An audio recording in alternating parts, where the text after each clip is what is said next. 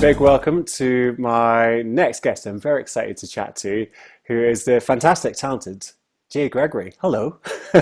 Hello, how are you? I'm good. How are you doing?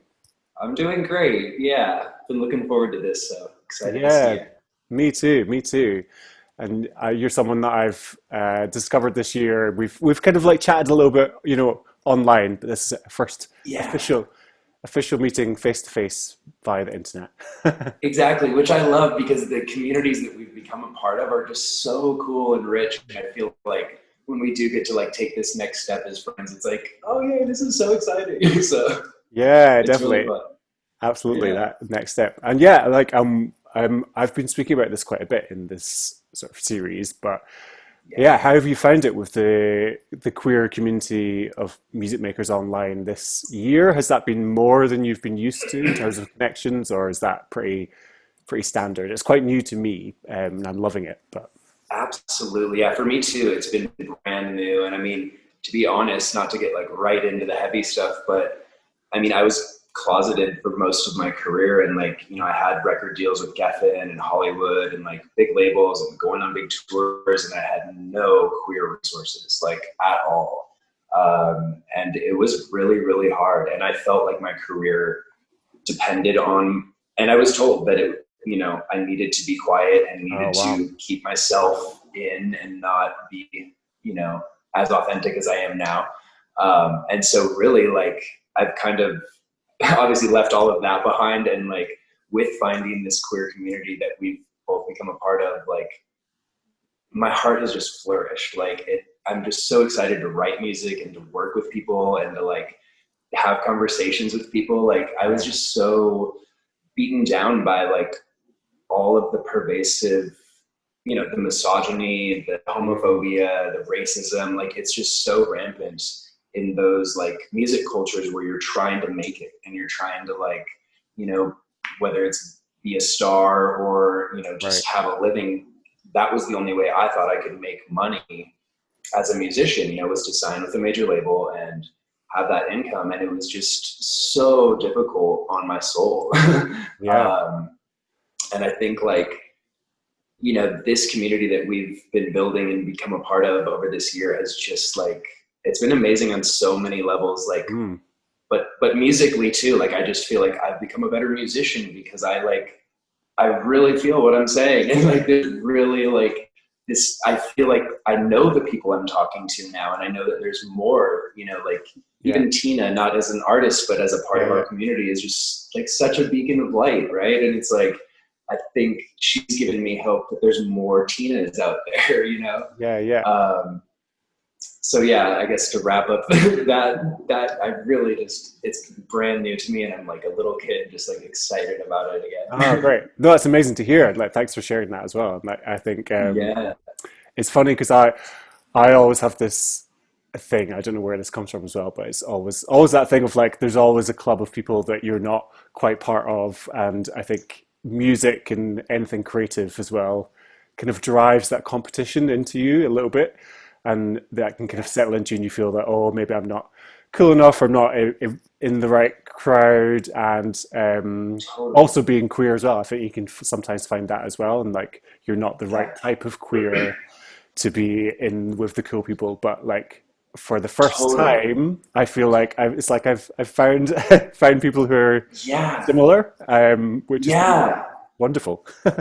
And I think it's so amazing too because like it's queer and teen, but also DIY Pride from Ripley. Like Yeah, those two worlds in particular, like I've just found it to be so incredible. And there's such a array of countries represented and like yeah, demographics and just like it's wonderful because I agree so much that I always felt like I wasn't this type of queer, so I couldn't fit in, or this type of queer, so I couldn't fit in. yeah, And it's like we're all just queer, like it's yeah, all good. Like yeah, totally, so and it's in been different, yeah, really refreshing. absolutely, and yeah, of course, like and everybody's making different types of music, and but it's just Yeah, um, yeah, there's no competition. It's like we can all there's yeah, space for everybody, and you can support each right, other. Like exactly. there's no need to compete. It's fine. Yeah, exactly. And I feel like we all become better when we lift each other up too, just Absolutely. like naturally, like and yeah, it's weird because in those, I don't even know what you would call them, but like straight white male communities that I was like, making music in, it was just like, it was so competitive and Yeah, so just like, I mean, I've become a really good musician, but like, it was at the cost of, people just berating me and being horrible people and me yeah, kind of being just like, well, then fuck you, and yeah, like, and that's not like a healthy way to like, I feel yeah. like have a relationship with music, because I feel like music is such a healing vibration, even if Mm, it's pop music, dancing in the club or ballads like Sunrise or whatever. It's like, it's healing and it's like other people can connect to that healing frequency. And there's no mm. reason to like interject these like negative points of like competition and I Yeah, don't know, completely. I'm so thankful for what we have with this community and I hope we can continue to No, just me like build it. absolutely. Me too. And I think there's been a lot. Yeah, I think obviously it's this time of year. It makes you reflect a little bit, especially in this year that we've had. And I think there's it's been lovely to see quite a lot of people sort of saying just what we've been saying here, and that actually this Yeah, for me, this online community of queer music makers has been absolutely a highlight of this year, and like something that's just yeah, got me through this year, me like too, in so absolutely, many ways. And totally. here's to that growing and continuing. I think into next Right, I'll year. take a sip of water to that. Yeah, absolutely.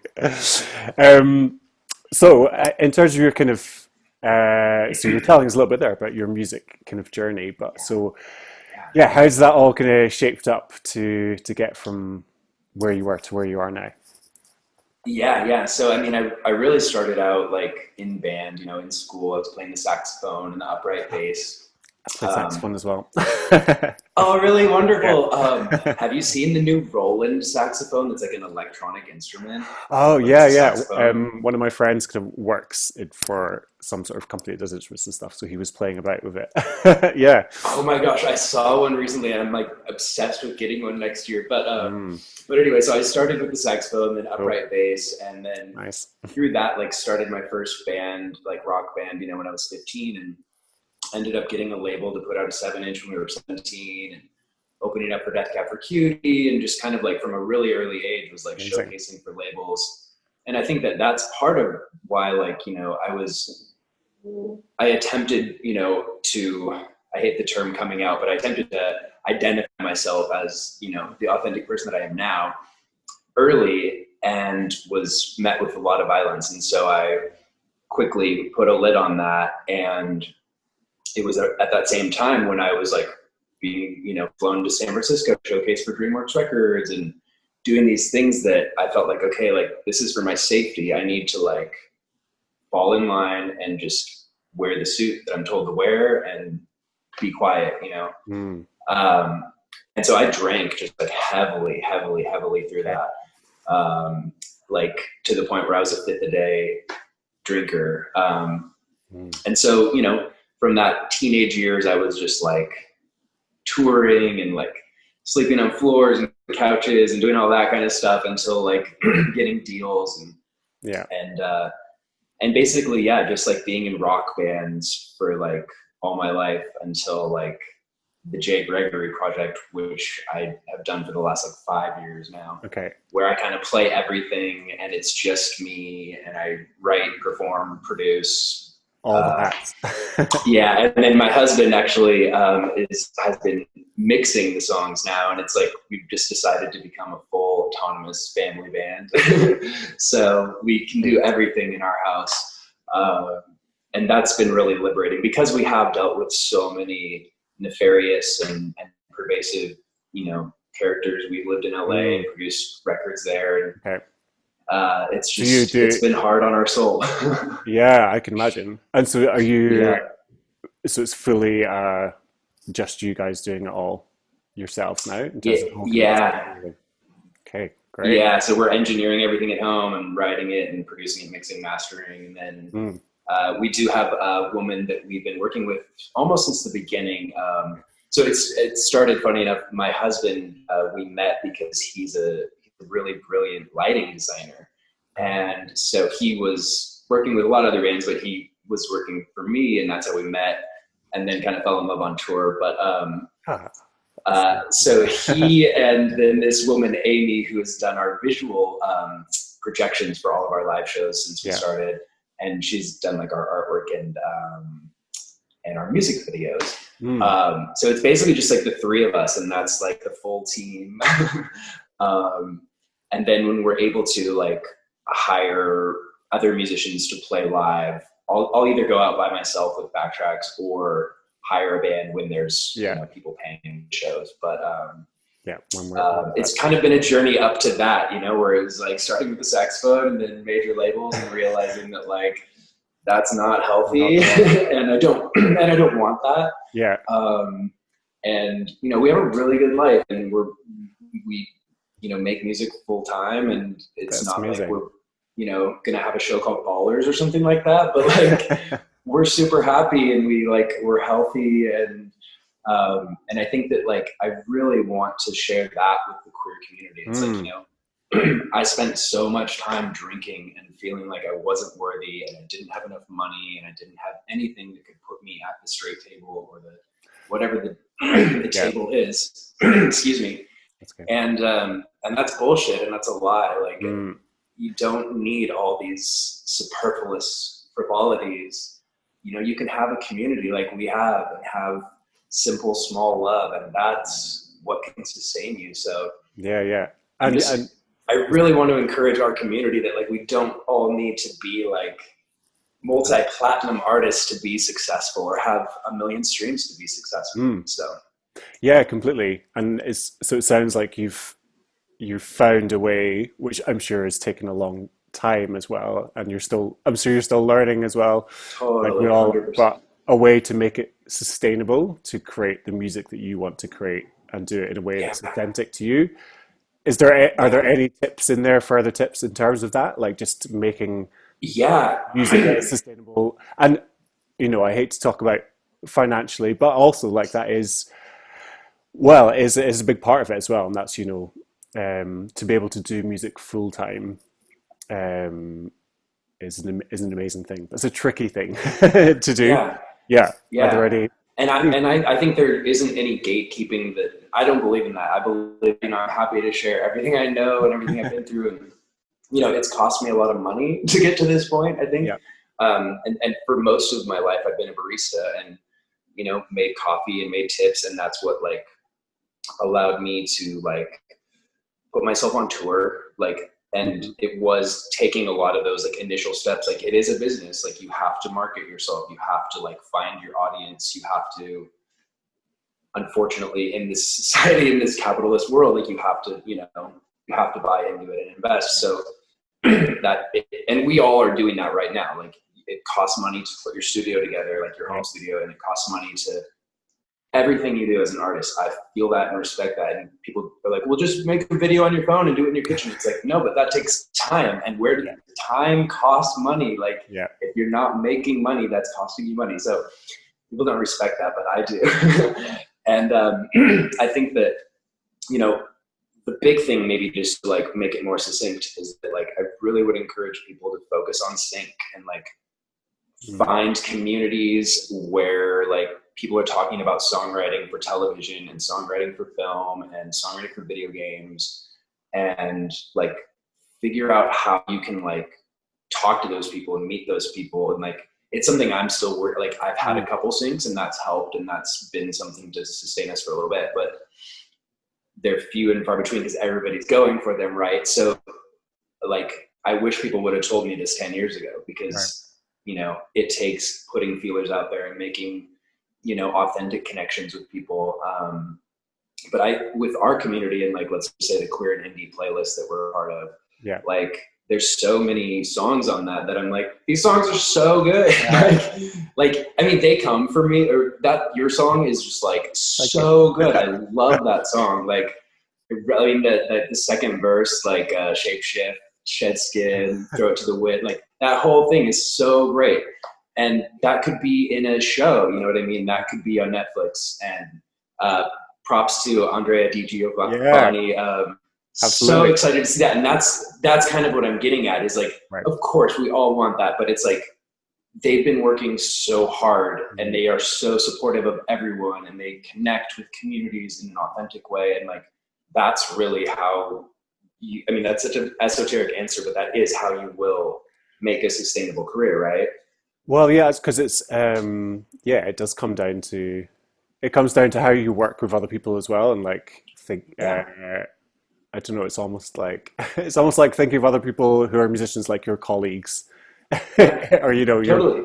your co-workers or whatever in Yeah, in this big virtual music making office that you're in, and like you got to support each other and help each other up yeah, when you can, or show a way to go, or like jump in, and because all of yeah. that's going to just you always remember who's been supportive and who's been nice. I think Right, right. anything in life, really, And if we are a part of that analogy and we are a big company together, the company has to succeed. And so if Yeah. some of us are falling off, then like we're losing as a whole, and so we need to help each other by like sharing information or like, not being gatekeepy and like, Yeah, yeah. I think when live shows come back together, I really believe that like, especially with this community that we're a part of and talking about, like Mm.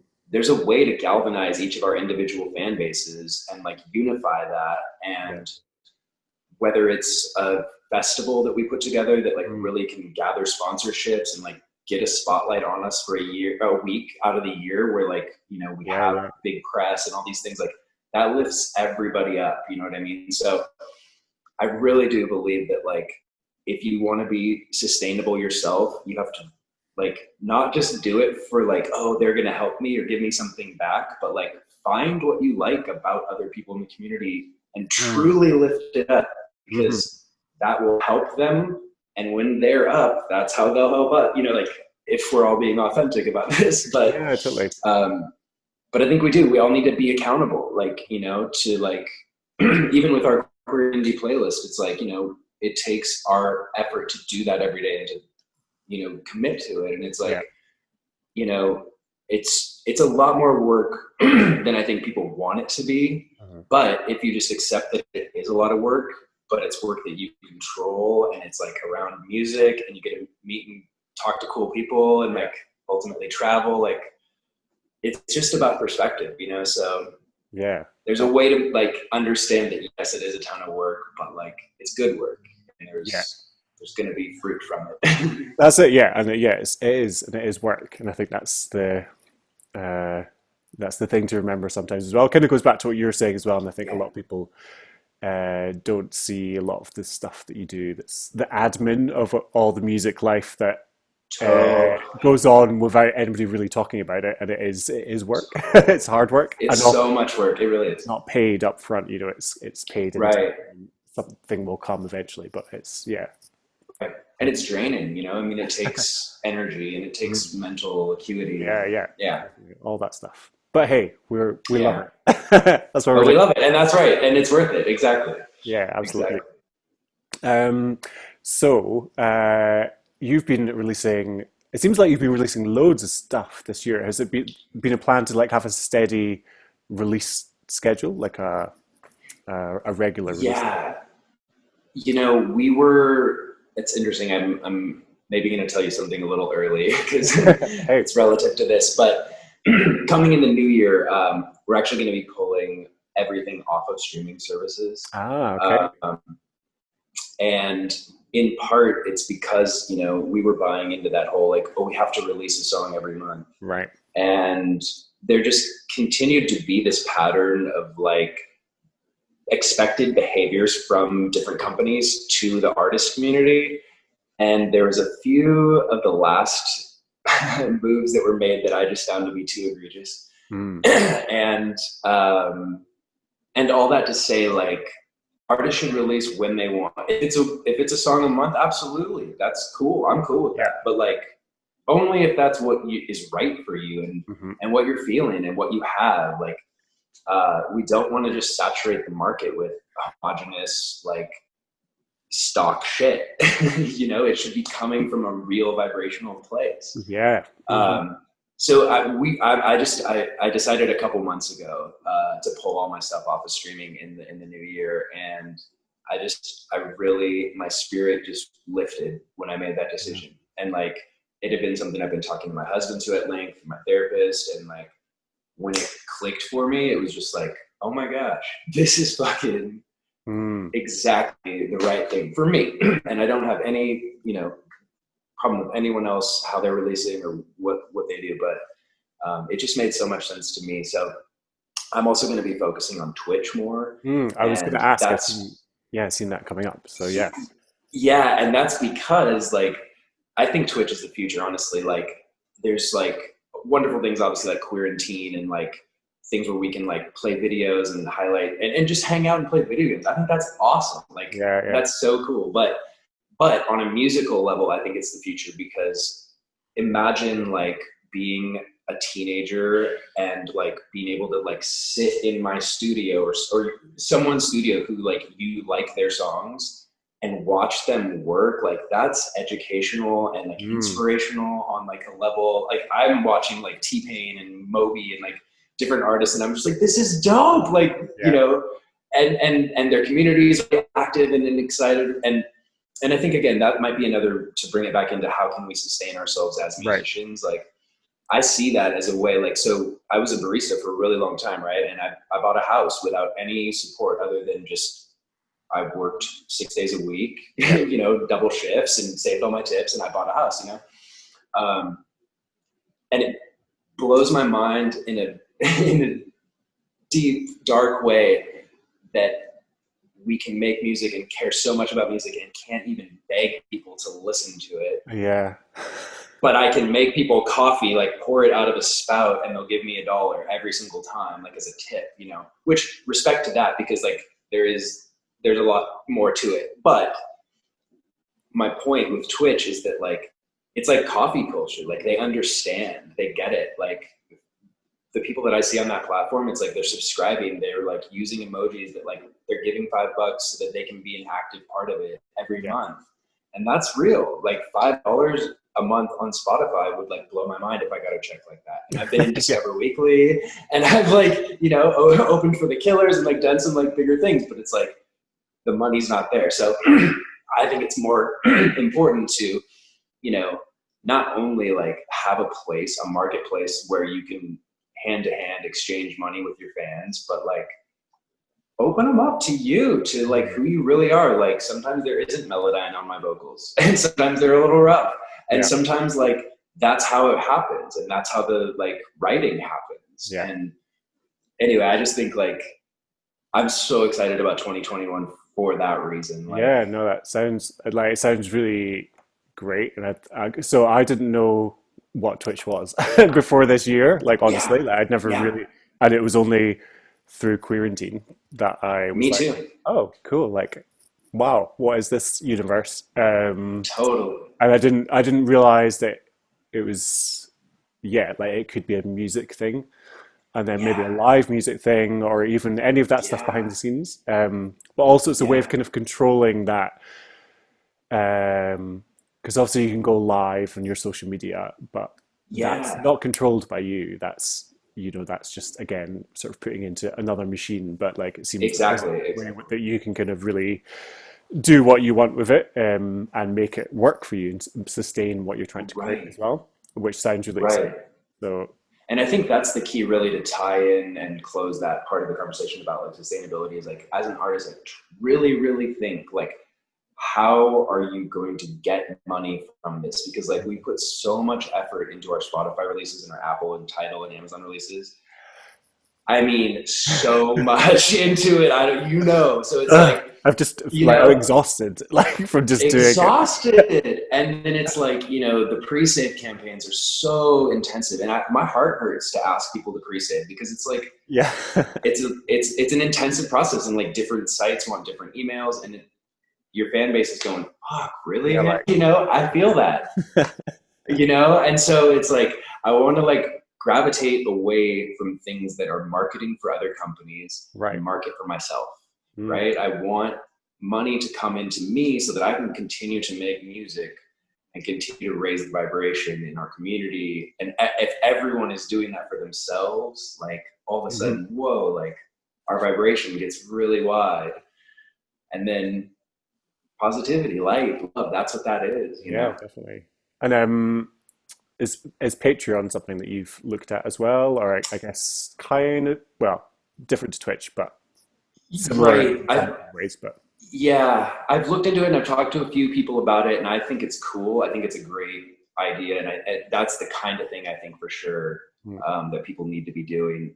For me, I have like a different plan that I'm kind of focusing on uh-huh.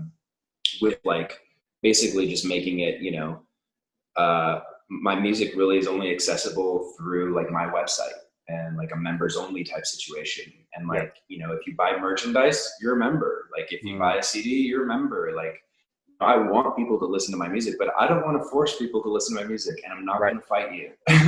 Like if it's not something that you want, fucking there's a That's okay. trillion people like, but if you do like it, I would love your support because I need it. You know what I mean? Like it takes so much more than money, but like money is foundational. We Yeah, have to have it. And in America, like the fear of something happening to your health and the cost of an ambulance yeah, is crippling. It's like debilitating. You know what I mean? Like, excuse that last word, crippling. Excuse me. But like, it's just, this is unbelievable. It makes my brain like melt when I have to think about like my healthcare and things like that. So I think that we as artists need to be vocal about this mm, and speak up and say like, you know what, we are valuable.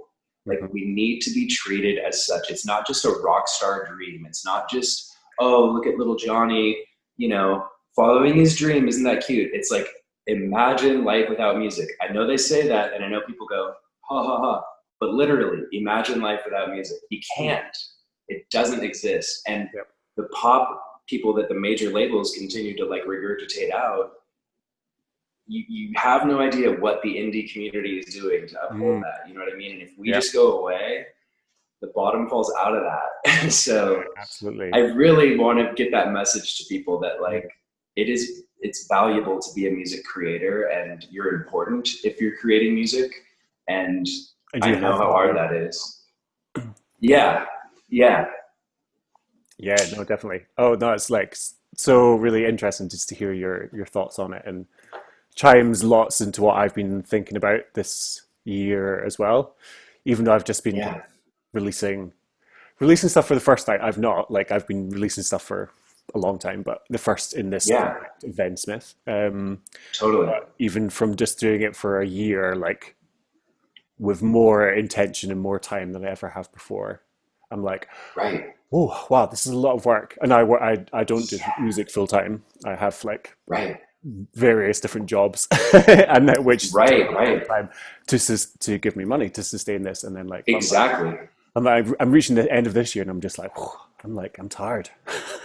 Exactly. Right. Exactly. Exactly. And that's what people don't realize. It's like, but it's important. And like, I think that, you're an asset to your immediate community and community at large. And, you know, I think that I've spent so many years of my life, like beating myself up for being a musician and like feeling inferior and Mm, feeling so many negative feelings about being a really positive, non-harmful person. Like that's ridiculous. Like if you're a positive, non-harmful person, you're ahead of the game, like, and I know so many musicians are that way. And I really want to say to them all, like, you're doing awesome. Like, yeah, yeah, keep going. Like, absolutely. because you don't hear it enough. Like it just doesn't, it's all about like, what are your numbers? Do you have a hit? Do you have a home run? Like it's Yeah, all pressure. It's all, wait, how do I get to the next pedestal? How do I jump to this lily pad? It's like, yeah, where are just the obvious bridges of like, hey, if you care about this and you're invested in this, like, let's help each other. Let's extend networks. no, that's great. Yeah, that's really, really good to hear and really good to talk about as well. I think we Yeah, should keep on, yeah, debunking all those myths surrounding it. totally. Exactly. Um, Exactly. so earlier this year as well, you kind of chatted to me about one of your other tracks. So not the track we're going to hear in the show, which we'll talk about in a Yeah. bit, and we'll delve Yeah. into Christmas slightly. Yeah. But Yeah. you chatted to me about Dinosaurs, which was another great Yeah. track, which was yeah, has lots of a message behind it as well. And I just wanted to just get your thoughts on kind of on music and messaging as well, because I think that's something that Yeah. um, kind of relates to what we're saying here as well, like that you can, it takes time to craft a message and have a song with a message and get that across when you, and often it will not fit into whatever the popular things are that are going on, or it might not be the thing that suits Yeah. playlists or blah blah, all that kind of stuff. But yeah, just Right. how do you use music as a tool for protest or for getting across messages, Yeah. and how important is that to you? Yeah. Yeah. I mean, that's super interesting and something I'm so keyed in on. Like I'm obsessed about writing songs. It's like just a part of my natural thought process. And in that, in that sense, it's like for me, music and songwriting is how I like subconsciously process my thoughts and emotions. Hmm. And I've over the years developed like I really try to go to that second or third layer. Like the first line that'll come out, you know, it might be easier to just, oh yeah, of course, I always think of this word or that word. And Yeah. you know, taking that second or third layer, taking the time to go a little bit deeper, like I'll usually every time I write a song a week later be like, oh my God, like what the fuck? How did I know that this was, but that was the past, but now it's relevant. But you know, it's like a, you know, your future self in a way when you're like really tuned into that writing spirit.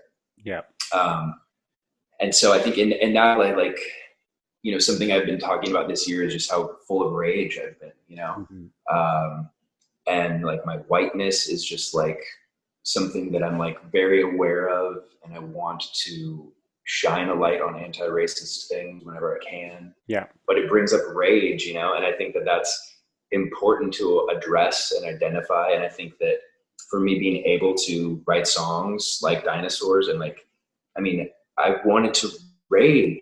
Like that song in particular was like, I think the fucker that used to be our president, like Yeah.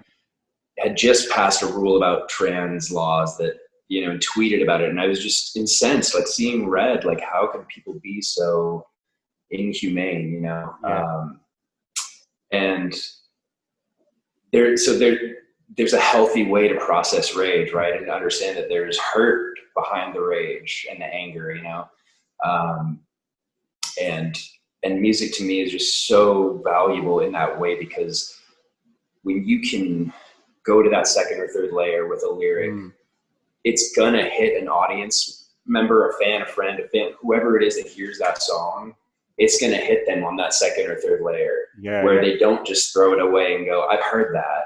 Hmm. They go, "Maybe I need to check my whiteness. Mm. Maybe I need to look at my anti-racism. Am I working hard enough?" Because that's crucial to human existence, that we Yeah. end racism. Like it's essential. Hmm. You know, am I doing that enough? And it's more than just having, you know, we can talk about it, but like when you're listening to a song, like I was listening to your songs this morning, you know, and it was like I was in heaven in London, like the first time all over again, you know, just like, oh my God, I can't believe this bar is so cool. Like, and just the power of that and that Yeah. unity that I felt as like I was still closeted. I was still like, you know, that felt like a safe space. It's like Hmm. music brought me there, you know what I mean?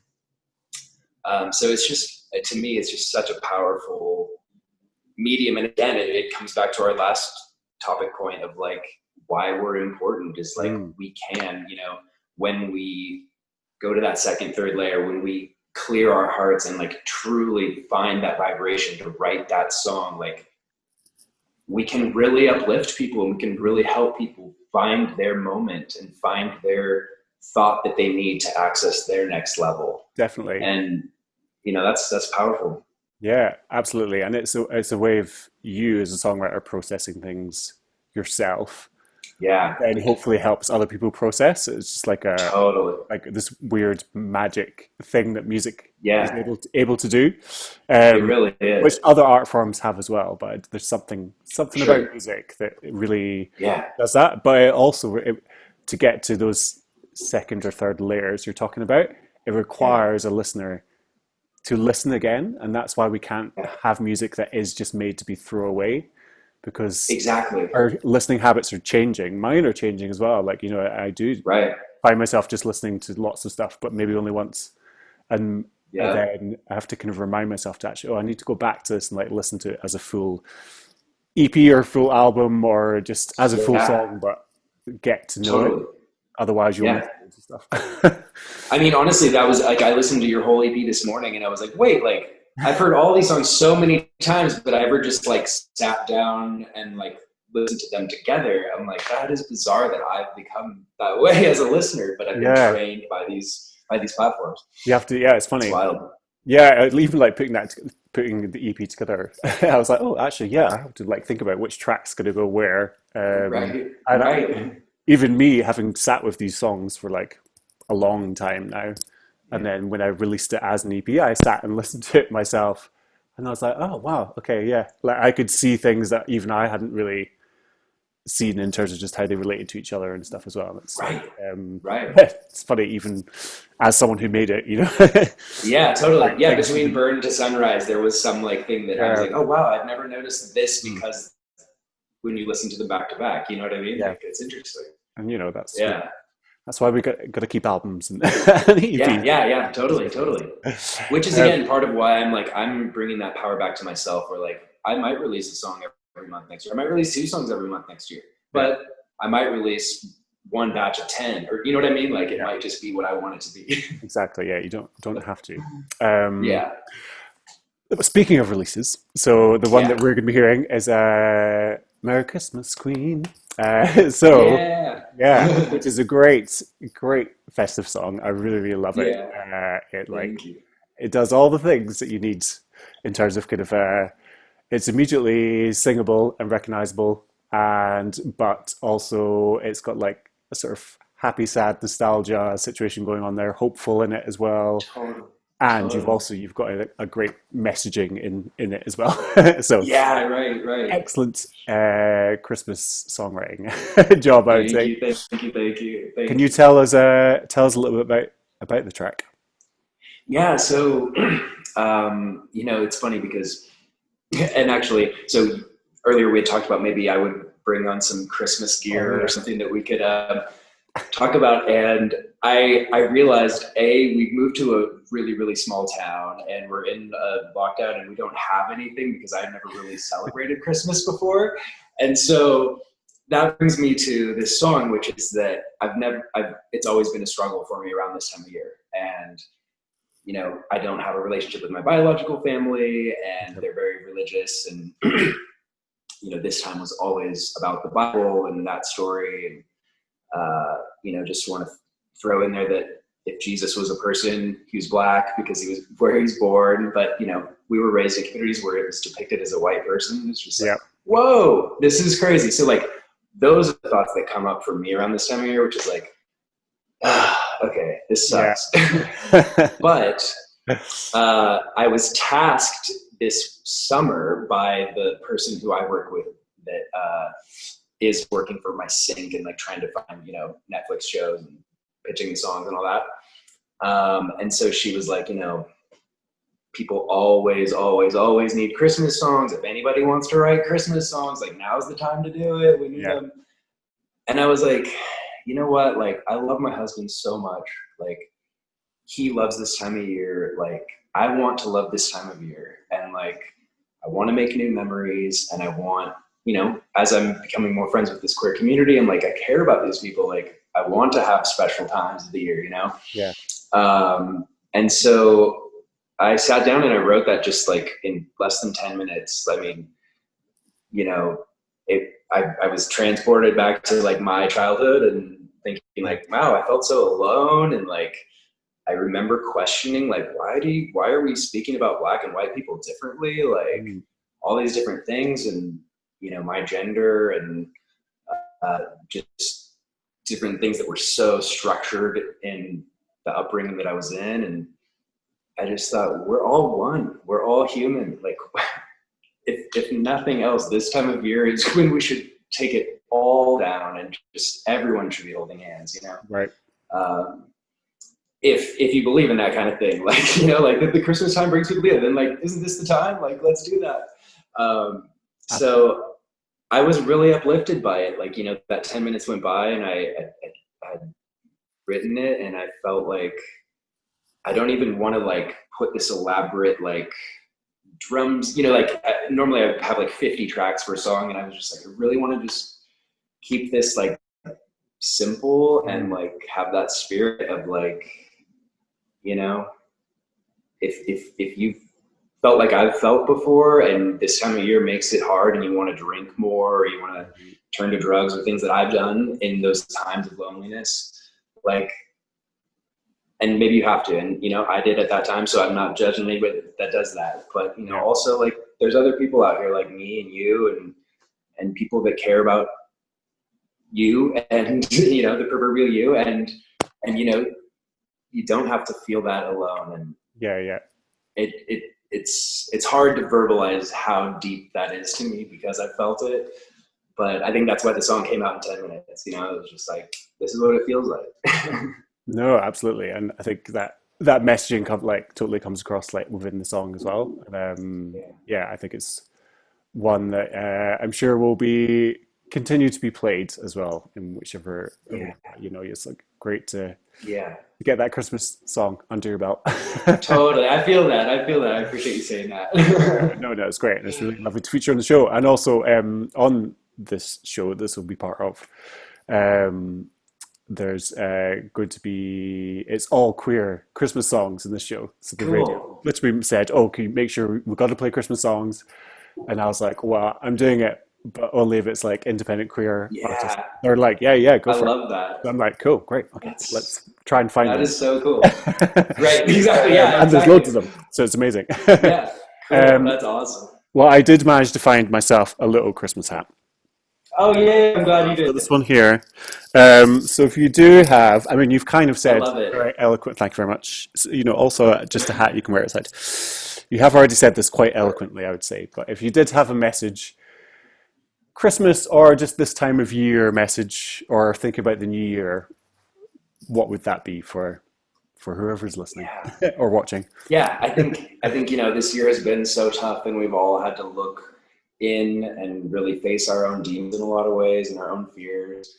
And I just really want people to know that they're not alone, and that we all struggle in our own ways, but that we're unified by humanity. And if you're not feeling love where you're at, turn a little bit to the left or the right, and hopefully we'll be there for you, because the people like us are out there. Well said. Well put, I would say. Yeah, absolutely. And that's it. It's about keeping talking, and finding those people and communities wherever you may find them. And exactly. Online people can become real people too. Totally. Seriously, it's been amazing. I learned that in deep ways this year. Yeah, absolutely. Thankfully. I mean, I don't know what we would have done otherwise. So. Right. Truly. Well, thank you so much for chatting to me. It was my pleasure. Love to chat even more and more, so maybe we'll get to chat again at some point. And hopefully, anytime in real life. Yeah, absolutely, in real life. We'll get that festival together, I'm sure. I hope so. Great. Well, thank you, and wishing you a lovely festive time, whatever it may bring. Thank you. Restful, I hope, as well, for all your exciting plans for 2021. Thank you. Yeah. Look forward to that. Cool. Appreciate it. Thank you. Awesome. All right. Have a great night. Thanks. Bye-bye.